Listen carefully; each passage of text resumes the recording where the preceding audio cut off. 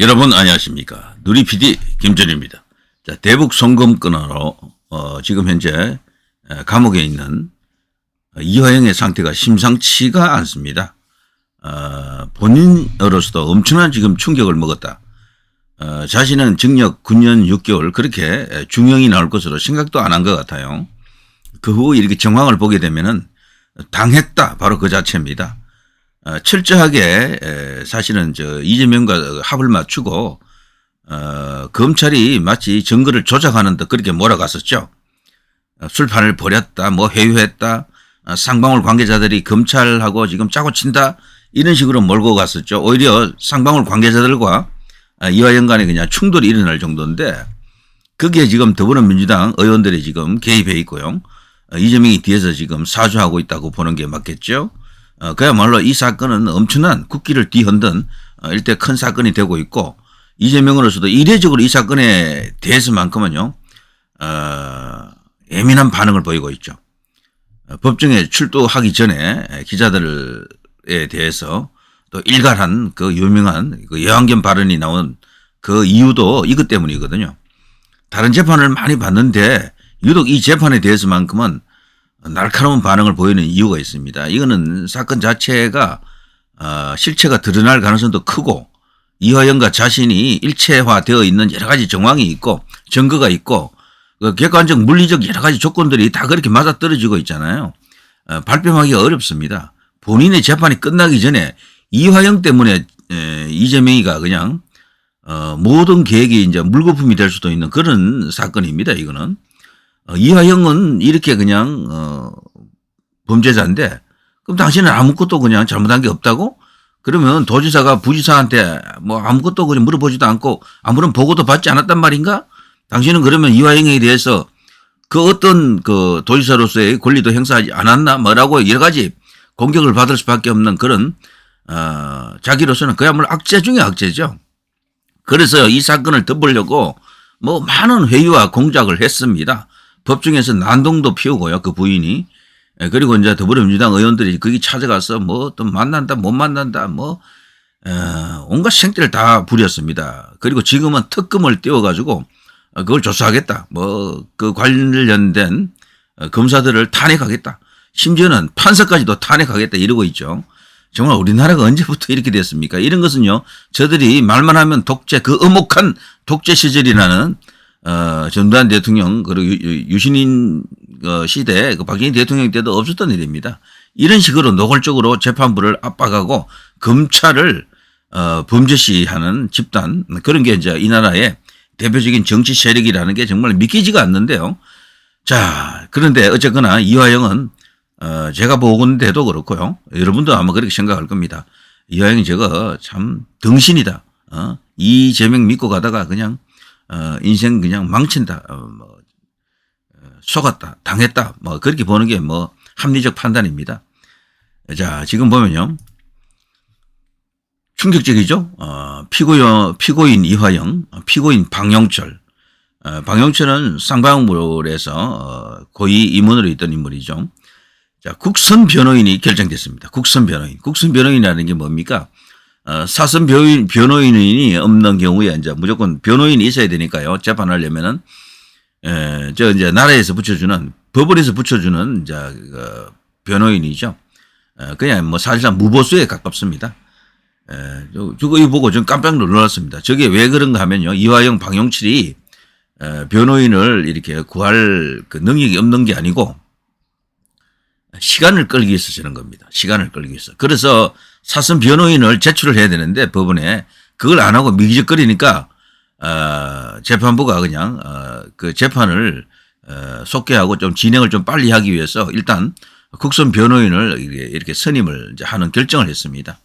빨리 서두른다. 너희들 말이지. 그런 식으로 질질 끌면은 사선 변호인 오기 전에 국선 변호인을 이렇게 선정하고 바로 재판 들어간다. 이런 일종의 얼음장인 겁니다. 재판부도 지금 칼 뺐어요. 지금 도저히 이제 이런 식으로 질질 늘어지는 재판을 마냥 허용할 수 없다라는 거죠. 이제 조만간 사선 변호인이 나오겠죠. 자, 그러나 재판 자체는 진행을 시키겠다라는 법원의 단호한 의지.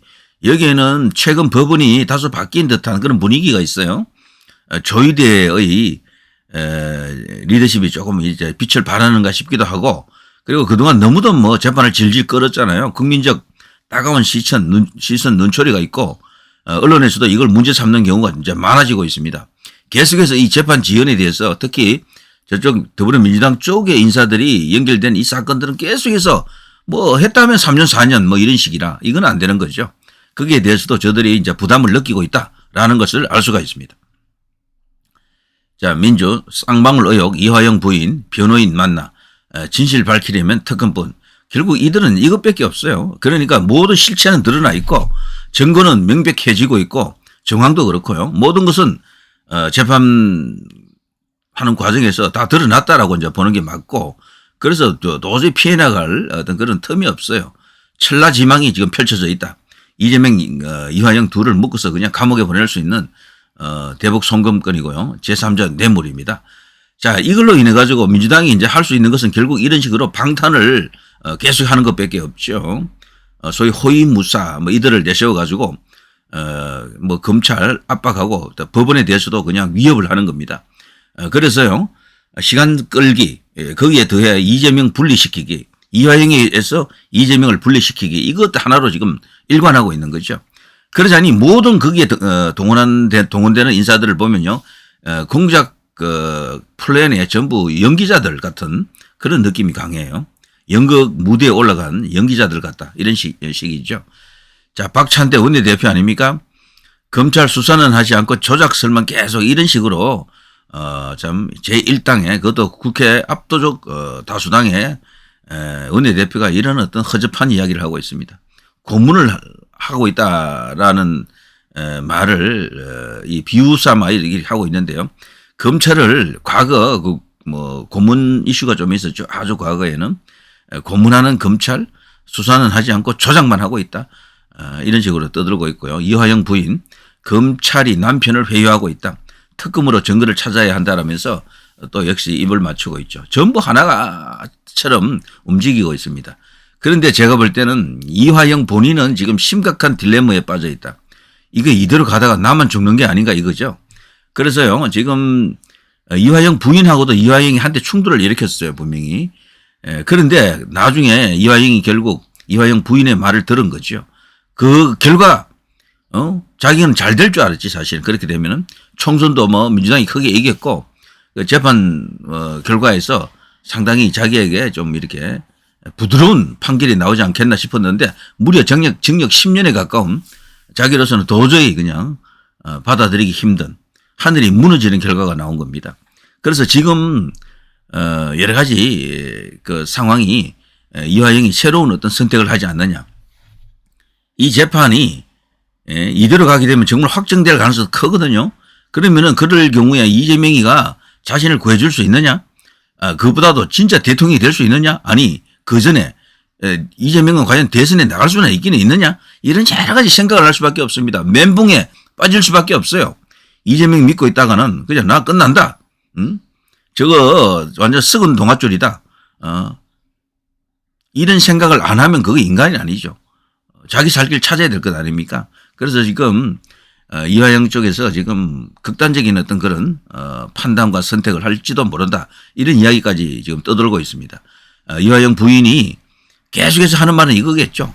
조금만 참아. 조금만 참으면 이재명 대표가 곧 대통령이 될 거야. 조금만 참아. 정식적으로 하면 대선에 가려면 2년 이상 기다려야 되잖아요. 2년 안 남았어. 조기 대선 들어갈 거야. 뭐 이런 식으로 말할 것으로 봅니다. 당연히 또 그렇게 그쪽에서는 그렇게 공작을 하겠죠. 뭐 탄핵이다, 뭐 조기 대선이다, 하야다, 이런 식으로 하면서 이화영에게 끊임없이 뭔가 이렇게 펌프질을 하지 않겠나. 근데 이화영 이 사람도 보통 사람이 아닙니다. 머리가 아주 좋은 사람으로 알려져 있고 기획 능력이 탁월하다라고 합니다. 이화영은 흔히 저쪽 이제 이해찬 사람 뭐 이렇게 알려져 있죠. 근데 이해찬의 꾀주문이라는 말이 있어요. 이화영이. 그래서 절대 허술한 사람은 아닌데, 그래서 지금 복잡한 생각을 지금 아마 돌리고 있을 것으로, 과연 누구랑 어떻게 해야 내가 살아나느냐 이거죠. 자, 이게 지금 이화영의 지금 상황입니다. 여기서 만일에 진짜 이화영이 큰 결심을 하고, 아니다, 이렇게 가면 나만 그냥 모든 게 다 뒤집어 쓰고 내 혼자 죽는다. 이런 판단을 하게 되면요. 지금 정말 충격적인 어떤 진술이 나올 수가 있습니다. 이재명이 가장 두려워하는 게 이거죠. 그래서요. 이재명의 입을 막기 위해서 지금 온갖 노력을 다 하고 있다라고 생각이 됩니다. 그 과정에서 이제 이화영은 어느 쪽으로 가느냐 이겁니다. 지금 멘붕 상태 확실한데 여기서 어떤 선택을 하느냐 이겁니다. 사선 변호인이 아직 선정 안 된 것도 이것하고도 연결되어 있을 것으로 봅니다. 자, 그리고 또 이게 있습니다. 민주당이 지금 난리 난 상황인 게 말이죠. 이런 상황입니다. 이런 상황. 현재 화성에 거대한 큰 어떤 대형 화재 사고가 나서 인명 피해가 컸죠. 사망자들이 20명이 넘었으니까요. 그런 상황 속에서 지금 민주당이 지금 김동연 경기도지사 화재 수습하느라고 지금 굉장히 지금 바쁜 상황인데요. 여기서 지금 민주당 의원들이 이화영 구명자료 내놓으라고 난리치고 있습니다. 민형배, 김동연의 이화영 요청 자료 거부하면 이것은 검찰을 돕는 것이다. 특히 양문석 같은 이런 인사들은 요즘 하는 걸 보면요. 완전히 이거는 이재명의 푸들이 아니고 여기는 이제 맹견이죠. 사냥개 이렇게 볼 수가 있겠는데 김동연 이화영 측 자료 요청 거부하고 있다. 분노를 억누르기 힘들다라고 하면서 김동연에 대해서 맹공을 하고 있더라고요. 요거는 제가 한번 기사를 조금 볼 필요가 있는데요. 양문석이가 이런 말을 했습니다. 이화영 전 경기도 평화부지사 변호인 측 자료 요청에 정치적 악용 소지가 있다라고 경기도에서 놀랍게도 그런 발표를 했습니다. 그거를 변명이라고 하면서요. 자료 제공을 거부하는 것을 보고 이 양문석이가 민주당원으로서 그야말로 분노를 억누르기 힘들다. 이 양문석이 이재명의 그 팬카페 있죠. 재명인의 마을이라고 있잖아요. 거기에 이제 글을 올렸습니다. 재명인의 마을에 양문석이다. 김동연 경기도지사께라는 제목의 게시물을 올렸습니다. 거기서 양문석은 편지 형식의 글을 통해서요. 수원지방법원 판사 신진우는 조직폭력배 출신의 주가 조작 전과가 있는 자로 찌질한 잡범 경력을 보유한 김성태가 소유한 주식회사 쌍방울이 건실한 기업으로 자금 밀반출로 인한 주가 조작을 할 리가 없다는 오래된 드라마의 극중 외눈박이 궁예의 관심법을 시전 이화영 전 부지사에 대한 유죄 판결을 내렸다. 이런 식으로 시작하는 글입니다.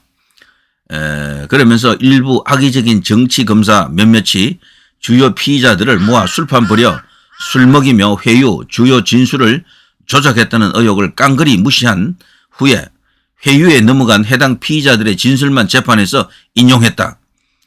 그러면서 김성태 쌍방울로부터 오피스텔을 딸이 제공받은 시점 이후 갑자기 진술을 뒤엎은 안보수 전 아태평화교류협회장 정은이 이화영 유죄의 주요 증거로 채택됐다.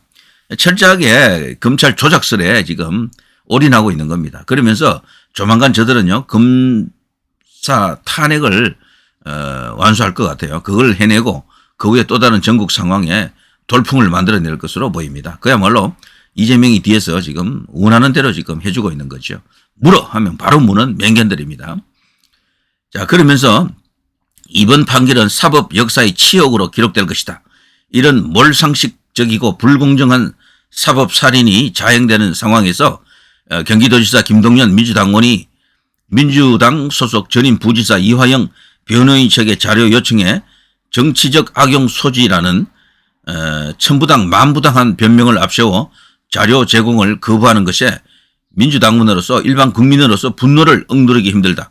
야, 이렇게 되면요 김동연을 응원해야 됩니까? 박수 쳐야 됩니까? 자, 김 지사 당신의 작고 소소한 정치적 이득보다 옳고 그름 정당한지 부당한지를 먼저 헤아리는 정의로운 기준을 기대한다. 이런 식으로 참 어처구니 없습니다. 자신들이 마치 정의로운 일을 하는 양 저런 식으로 스스로를 날조 조작 왜곡하고 있다. 이런 생각이 듭니다. 민형배도 말이죠. 그 나불거리는 입을 또 이렇게 참지 않았습니다. SNS에요. 김동연 경기도지사님, 이 전 부지사 변호사인 김광민 변호사가 요청한 자료를 제출해 달라라고 주장하면서 양문석과 비슷한 개소리를 했었죠. 야, 경기도가요 이번에 정면 대응했습니다. 경기도는 이렇게 했죠. 민형배 의원 등은 이화영 전 부지사의 재판과 관련해 경기도가 마치 검찰 반박의 결정적인 자료를 일부러 제출하지 않는 것처럼 밝히고 있는데 이것은 사실과 부합되지 않는 비상식적인 주장으로 자료 제출을 거부한다면 검찰을 돕는 것이라는 주장에 대해 깊은 유감의 뜻을 밝힌다라고 말하고 있습니다.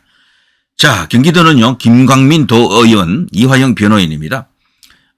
이 이화영 변호인이 요청한 자료는 최근 국민의힘 국회의원도 제출을 요구했다. 그때도 경기도는 수사 재판 중인 사안이기 때문에 정치적 악용의 소지가 있어 제출을 거부했다라고 합니다. 자, 김동연 같은 경우는 사실 이제 차기 대선을 꿈꾸는 사람 중에 한 명입니다. 이재명이 아웃될 때 그 자리를 대신할 수 있는 인물 후보군 중에 한 명이죠. 아주 재밌었습니다. 이래서 인생은 살아볼 만하다라는 것 같습니다. 자, 이화영 전 부지사 관련 대북 송금 자료 제출 거부에 양문석 민영배가 지금 날뛰고 있습니다. 자, 여기에 대해서요, 어쨌거나 경기도는 아주 원칙적인 대응을 하고 있는 것으로 보이고 저들이 그만큼 코너에 몰렸다라는 것을 말해주는 것입니다.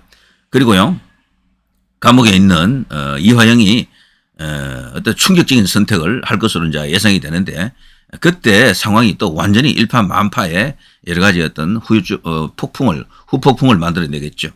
자, 지금 돌아가고 있는 걸 보면요, 뭔가 지금 라스트 스테이지를 향해서 한 발 한 발 다가가고 있는 것을 지금 말해주고 있습니다. 이재명은 8월에 마지막 어떤 결심 공판이 있고요. 그 한 달 뒤 혹은 두 달 뒤쯤에 드디어 1심 선고가 있습니다. 금년 안에 2개 정도 선고가 나올 것 같아요. 공직선거법 위반 사건하고요. 또 하나는 이정교 사건인데요. 자, 거기서 어떤 결과가 나오느냐에 따라서 전국의 향방이 또다시 확 달라지겠습니다. 국민들이 볼 때 와, 역시 이재명은 진짜 범죄자가 맞구나 라는 것을 확신하는 선고가 될 테니까요. 자, 누리 PD 김준희였습니다.